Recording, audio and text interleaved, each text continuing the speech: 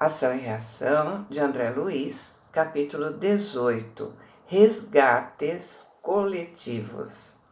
Nos entendíamos com Silas sobre vários problemas, quando expressivo chamamento de Druso nos reuniu ao diretor da casa em seu gabinete particular de serviço. O chefe da mansão foi breve e claro. Apelo urgente da Terra pedia auxílio para vítimas de um desastre aéreo. Sem se alongar em detalhes, informou que a solução se repetiria dentro de alguns instantes e conviria esperar ao fim de examinarmos o assunto com a eficiência precisa. Com efeito, mal terminou o apontamento e sinais algo semelhantes aos do telégrafo de Morse se fizeram notados em curioso aparelho. Druso ligou tomada próxima e vimos um pequeno televisor em ação, sob vigorosa lente, projetando imagens movimentadas em tela próxima, cuidadosamente encaixada na parede, a pequena distância. Como se acompanhássemos curta notícia em cinema sonoro, contemplamos surpreendidos a paisagem terrestre. Ele diz assim, cinema sonoro, porque ele está em 1957, mais ou menos, né? Então, quer dizer, ele escreveu em 57, devia estar em 55, 56, por aí. Então, para eles era novidade o cinema, a televisão, enfim. Sob a crista da serra abrupta e selvagem, destroços de grande aeronave guardavam consigo as vítimas do acidente. Adivinhava-se que o piloto, certamente enganado pelo traiçoeiro oceano de espessa bruma, ou seja, cerração, não pôde evitar o choque com os picos graníticos que se salientavam na montanha, silenciosos e implacáveis, à maneira de medonhos torrões de fortaleza agressiva. Em pleno quadro inquietante, um ancião desencarnado, de semblante nobre e digno, formulava requerimento comovedor, rogando à mansão a remessa de equipe adestrada para a remoção de 6 das 14 entidades desencarnadas no doloroso sinistro. Enquanto Druso e Silas combinavam medidas para a tarefa assistencial, Hilário e eu olhávamos espantados o espetáculo inédito para nós dois. A cena aflitiva parecia se desenrolar ali mesmo. 8 dos desencarnados no acidente jaziam em posição de choque, algemados aos corpos, mutilados ou não. 4 gemiam presos aos próprios restos, e 2 deles, apesar de ainda presos às formas rígidas, gritavam desesperados em crise de inconsciência. Mas amigos espirituais, abnegados e valorosos, velavam ali calmos e atentos. Como uma cascata de luz vertendo do céu, o auxílio do alto vinha solícito em abençoada torrente de amor. O quadro patético era tão real à nossa observação que podíamos ouvir os gemidos daqueles que despertavam desfalecentes, as preces dos socorristas e as conversas dos enfermos que organizavam providências às pressas. De alma aflita, vimos desaparecer a notícia televisada enquanto Silas cumpria as ordens do comandante da instituição com admirável eficiência. Em poucos instantes, diversos operários da casa se puseram em marcha na direção do local minuciosamente descrito. Voltando ao gabinete em que aguardávamos o seu retorno, Silas ainda se entendeu com o orientador por alguns minutos com respeito ao serviço em foco.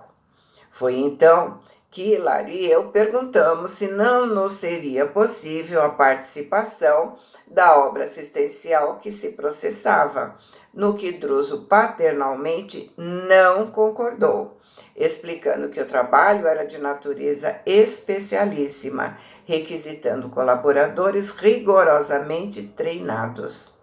Cientes de que o generoso mentor poderia nos dispensar mais tempo, aproveitamos a oportunidade para estudar a questão das provas coletivas. Hilário abriu campo livre ao debate, perguntando respeitoso por que motivo era pedido o auxílio para a remoção de 6 dos desencarnados, quando as vítimas eram 14. No entanto, Druso respondeu em tom sereno e firme: o socorro no avião sinistrado é distribuído indistintamente, mas não podemos esquecer que se o desastre é o mesmo para todos que tombaram, a morte é diferente para cada um. Cada um tem o seu plano de vida, cada um tem a sintonia com entidades diferentes, cada um tem seu destino. No entanto, serão retirados da carne apenas aqueles cuja vida interior permite a imediata liberação. Quanto aos outros, cuja situação presente não favorece o seu afastamento rápido da armadura física, permanecerão ligados por mais tempo aos despojos que lhes dizem respeito. E meu colega perguntou, incapaz de conter a emoção de que se via possuído: quantos dias? Depende do grau de animalização dos fluidos, que retém o seu espírito à atividade corpórea, respondeu-nos o mentor. Alguns serão detidos por algumas horas, outros talvez longos dias. Quem sabe? Corpo inerte nem sempre significa liberação da alma. O gênero de vida que alimentamos no estágio físico dita as verdadeiras condições de nossa morte. Então, depende de como cuidamos do nosso corpo, depende do modo que cuidamos da nossa mente, depende de como cuidamos do nosso espírito. Fizemos a nossa reforma íntima? E ele continua: quanto mais chafurdados o ser nas correntes de baixas ilusões, mais tempo gastamos para esgotar as energias vitais que nos aprisionam à matéria pesada e primitiva, de que se nos constitui a instrumentação fisiológica, demorando-nos nas criações mentais inferiores a que nos ajustamos. Nelas encontramos combustível para grandes enganos nas sombras do campo carnal propriamente considerado. E quanto mais nos submetamos às disciplinas do espírito, que nos aconselham equilíbrio e sublimação, mais amplas facilidades conquistaremos para a exoneração da carne em quaisquer emergências de que não possamos fugir por força dos débitos contraídos perante a lei. Assim é que morte física não é o mesmo que emancipação espiritual. Ou seja, da situação determinada por débitos contraídos não podemos escapar, mas o modo que vivemos faz toda a diferença. Mais uma vez podemos dizer que a colheita depende do que plantamos, ou quais são os seus talentos. Quem conseguiu continuou apegado ao material. Não se desprende com facilidade. Quando ele diz morte física, não significa emancipação espiritual. Vamos lembrar que já estudamos que existem espíritos que ficam muitos anos presos a determinados fatos e situações. Lembra do Leonardo, do livro Entre o Céu e a Terra? Que enquanto os outros já estavam reencarnados, procurando ressarcir seus erros, procurando um novo modo de vida, ele ainda estava preso na situação. Quem aproveitou a encarnação se elevou, terá mais facilidade e, por mérito, terá ajuda dos espíritos afins. Assim como quem se manteve em baixas vibrações terá ajuda de espíritos afins também. Ninguém se modifica porque desencarnou. A gente sempre diz, né? Não é porque morreu que virou santo. E eu considerei isso, no entanto, não quer dizer que os demais companheiros acidentados estarão sem assistência, embora coagidos a temporária detenção nos próprios restos. E o generoso amigo respondeu: de modo algum, ninguém vive desamparado. O amor infinito de Deus abrange o universo. Os irmãos que se demoram envolvidos em mais baixo teor de experiência física compreenderão gradativamente o socorro que se mostram capazes de receber. E Hilário reparou, mas não serão atraídos por criaturas desencarnadas de inteligência perversa, já que não podem ser resguardados de imediato? Druso estampou significativa expressão facial e ponderou: sim, na hipótese de serem surdos ao bem, é possível se rendam às sugestões do mal, a fim de que pelos tormentos do mal se voltem para o bem. Entretanto, no assunto, é preciso considerar que a tentação é sempre uma sombra a atormentar nossa vida, de dentro para fora. A união de nossas almas com os poderes infernais se verifica em relação com o inferno que já trazemos dentro de nós. Quando ele observa que podem ser atraídos por espíritos perversos, sim, afins atraem afins, lei de atração. E olha também o que ele diz: a tentação é de dentro para fora. Então, não podemos pensar, ele é tão bonzinho, mas as companhias influenciam. Não, as companhias são os afins, que verbalizam aquilo que no fundo queremos fazer. Porque se realmente não queremos, não damos ouvido ou não estaremos com essas companhias. E aí o André fala, né? A explicação não poderia ter sido tão clara. Talvez por isso, algo desconcertado pelo esclarecimento direto, meu companheiro, que tanto quanto eu não desejava perder a oportunidade de mais ampla conversa, acentuou humilde: nobre instrutor, de certo não temos o direito de questionar qualquer determinação que fuja da sua autoridade. Ainda assim, estimaria conhecer mais profundamente as razões pelas quais nos é proibido o trabalho de colaboração nos serviços pertinentes ao socorro, nos resgates do conjunto. Por acaso, não poderíamos colaborar com os obreiros dessa casa nas expedições de auxílio às vítimas de acidentes diversos, de modo a pesquisar as causas que os determinaram? Indiscutivelmente, a mansão, com as responsabilidades de que se encontra investida, se desincumbirá de trabalhos dessa espécie todos os dias. E Druso corrigiu sem pestanejar: quase todos os dias.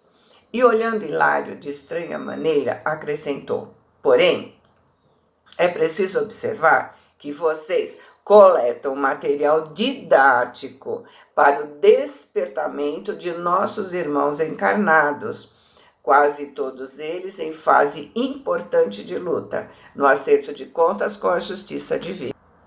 Analisando os resgates dessa ordem, vocês fatalmente seriam levados à autópsia, ou seja, o exame detalhado, de situações e problemas suscetíveis de plasmar imagens destrutivas no ânimo de muitos daqueles que ambos se propõem auxiliar.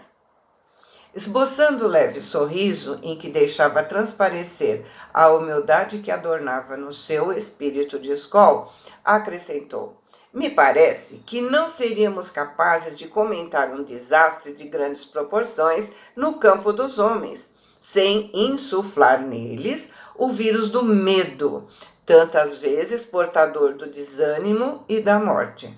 Ou seja, como o objetivo dele era relatar, mostrar detalhes desnecessários, não seria bom para nós.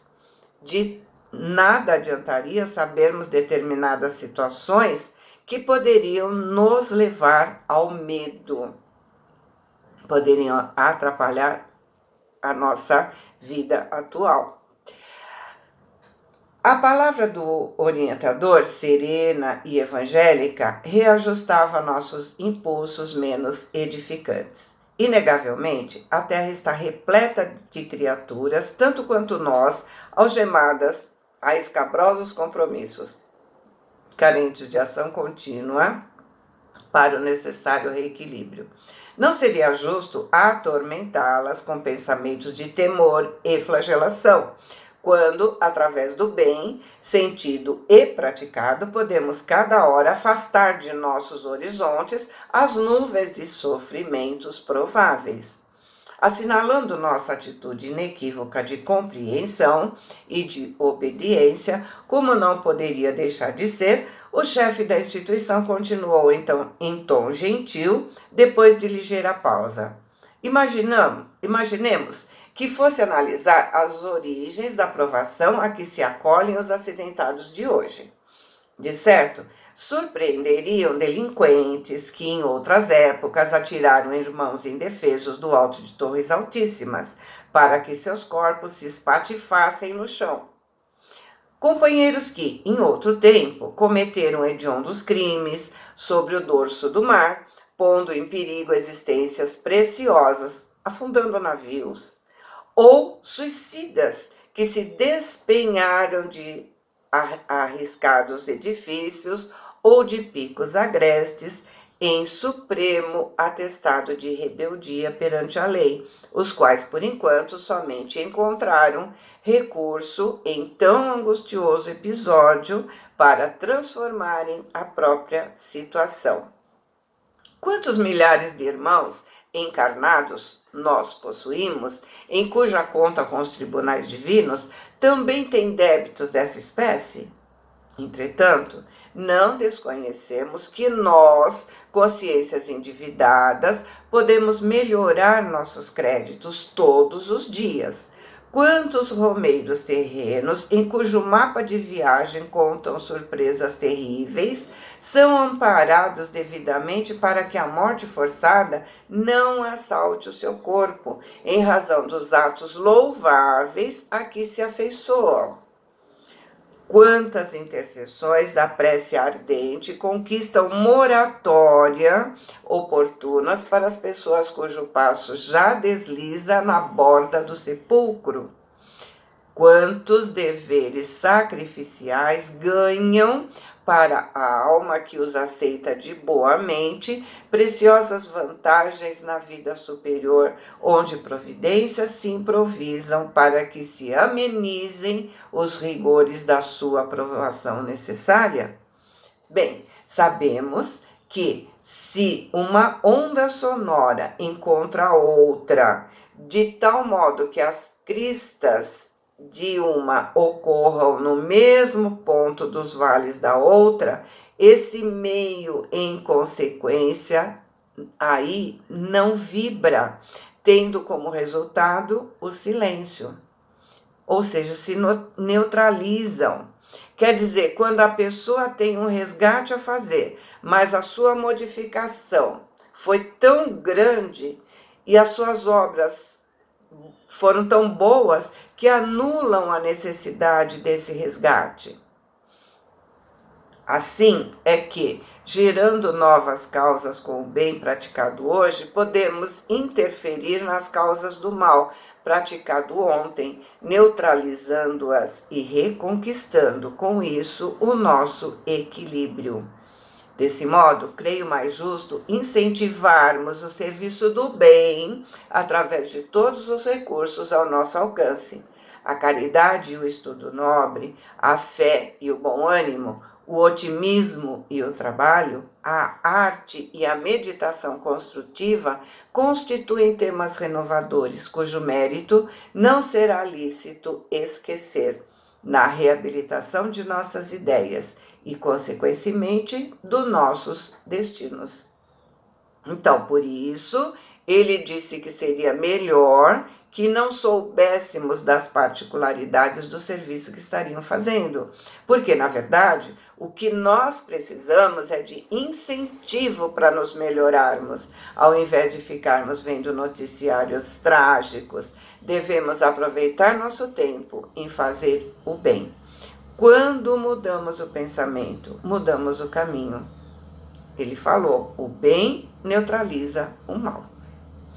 O chefe se entregou à mais longa pausa e, movido pelo propósito de aprender, perguntei a Druso se ele mesmo não teria acompanhado algum processo de resgate coletivo em que os espíritos interessados não teriam outro recurso senão a morte violenta, como finalização dos dias do seu corpo denso, ao que o instrutor respondeu prestativo. Guardo em minha experiência alguns casos expressivos que seria justo relacionar. No entanto, nos reportaremos simplesmente a um deles, pois nossas obrigações são inadiáveis.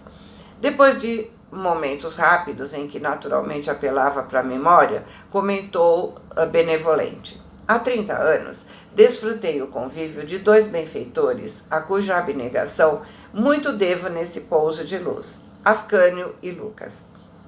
Assistentes respeitados na esfera superior, integravam nossa equipe de mentores valorosos e amigos.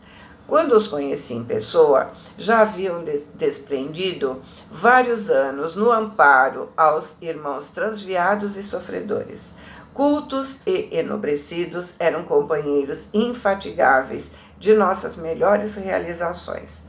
Porém, acontece que depois de largos decênios de luta nos combates da fraternidade santificante, suspirando pelo ingresso às esferas mais elevadas, para que se expandissem os seus ideais de santidade e beleza, não demonstravam a necessária condição específica para o voo anelado. Totalmente absortos no entusiasmo de ensinar o caminho ao bem dos semelhantes, não cogitavam de qualquer mergulho no passado. Por isso que muitas vezes, quando nos fascinamos pelo esplendor das alturas, nem sempre nos sobra disposição para qualquer vistoria nos nevoeiros do vale. Dessa forma, passaram a desejar ardentemente a evolução, sentindo-se algo desencantados pela ausência de apoio das autoridades que não reconheciam o seu mérito necessário. Dilatava-se o impasse, quando um deles solicitou o pronunciamento da direção-geral a que nos achamos submissos. O requerimento encontrou o curso normal, até que, em determinada fase, ambos foram chamados a exame devido. A posição imprópria que lhes era característica foi carinhosamente analisada por técnicos do plano superior, que lhes conduziram a memória a períodos mais recuados no tempo. Diversas fichas de observação foram extraídas no campo mnemônico, campo da memória, à medida das radioscopias dos atuais serviços médicos no mundo, e através delas, importantes conclusões surgiram à tona. Em verdade, Ascânio e Lucas possuíam créditos extensos, adquiridos em quase 5 séculos sucessivos de aprendizado digno, somando os 5 existências últimas nos círculos da carne e as estações de serviço espiritual nas vizinhanças da terra. No entanto, quando a gradativa auscultação alcançou suas atividades no século XV, algo surgiu que lhes impôs dolorosa meditação. Arrebatadas ao arquivo da memória e a doer profundamente no espírito, depois da operação magnética a que nos referimos, reapareceram nas fichas mencionadas as cenas de odioso delito por ambos cometidos, em 1429, logo após a libertação de Orleans, quando formavam o exército de Joana d'Arc. famintos de influência junto aos irmãos de armas, não hesitaram em assassinar 2 companheiros, precipitando-os do alto de uma fortaleza no território de Gâtinais, sobre fossos imundos, embriagando-se nas honrarias que mais tarde lhe valeram torturantes remorsos além do túmulo. Chegados a esse ponto de inquietante investigação, pelos méritos que possuíam, foram inquiridos pelos poderes competentes se desejavam ou não prosseguir na sondagem singular, ao que responderam negativamente, preferindo liquidar a dívida antes de novas imersões no depósito da consciência. Desse modo, em vez de continuarem insistindo na elevação a nível mais alto, suplicaram ao revés e o retorno ao campo dos homens, no qual acabam de pagar o débito a que nos referimos. Então, às vezes é melhor continuar como está, né? Continuar fazendo bem, porque se acharmos que somos tão bons que merecemos subir, acharemos motivos para descer e acertar mais alguma conta. E Hilário perguntou intrigado como, e o orientador informou: já que podiam escolher o gênero de provação em vista dos recursos morais amealhados no mundo íntimo, optaram por tarefas de campo da aeronáutica, a cuja evolução ofereceram as suas vidas. Há 2 meses regressaram às nossas linhas de ação, regressaram ao mundo espiritual, depois de haverem sofrido a mesma queda mortal que infligiram aos companheiros de luta no século XV. E o nosso caro instrutor os visitou nos prestativos da reencarnação agora terminada? Perguntei com respeito. Sim, por várias vezes os avistei antes da partida. Associavam-se a grandes comunidades de espíritos amigos em departamento específico de reencarnação, no qual centenas de entidades com dívidas mais ou menos semelhantes a deles também se preparavam para o retorno à carne, abraçando assim trabalho redentor em resgates coletivos. Eu vou parar porque não vai caber.